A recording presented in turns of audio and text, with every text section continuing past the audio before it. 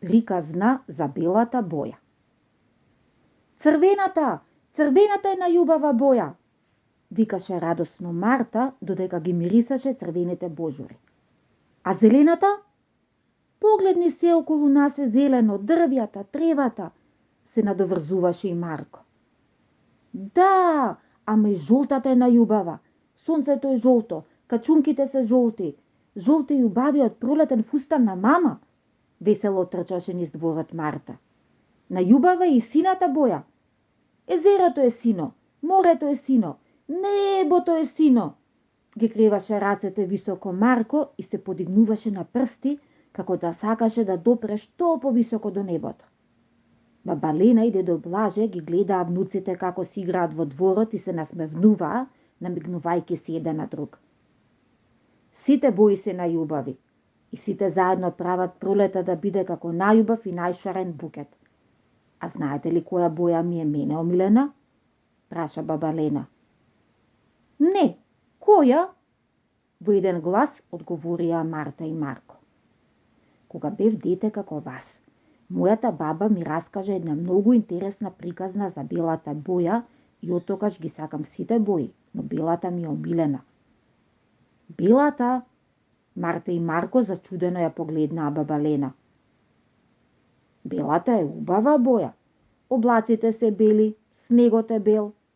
Се сеќавате ли колку се израдувавме она утро кога се беше побелено од снегот? Ги потсети дедо Блаже.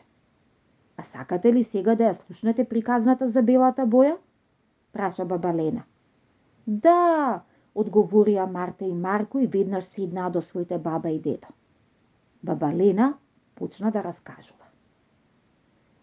Одамна, одамна, белата кралица Зима полека ги пакуваше своите снежни покривки, студени ветрови и сите зимски волшебства, за да замине и да ја отстапи простор на својата помала сестра шарената и разиграна Пролет.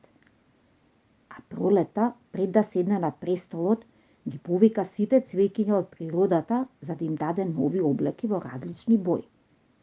Се собраа цвеќињата, весело се туркаа кој да биде прво, сите брза што побрзо да добијат своја боја.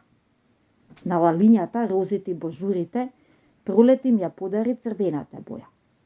На зумбулите и синоличките им ја даде сината. На качуките и сончогледите жолтата. И така на сите цвеќиња им даде различни бои. На крајот, скриено зад сите нив, стоеше едно мало срамежливо цвекенце, кое трпеливо го чекаше својот ред. Кога конечно собра храброст да застане пред Пролета, таа свати дека ги потроши сите своји бои. Цвекенцето се натажи и го наведна своето главче во облик на звонче. И тогаш кралицата Пролет се сети. Тебе, мило цвекенце, ќе ти ја дадам белата боја, како снегот.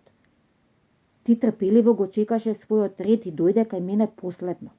Но затоа ќе бидеш првото цвеќе што ќе изникне за да го испрати снегот и како звонче ќе го најави моето доаѓање, рече Пролета. Колку убава приказна, извикаа Марта и Марко. А знаете ли како се вика тоа цвеќе? Праша дедо Блаже. Кокиче, одговорија децата во еден глас. Да, така е. Тоа е нежното кокиче, првиот предвесник на Пролета. Ајде сите заедно да го побараме во нашиот двор.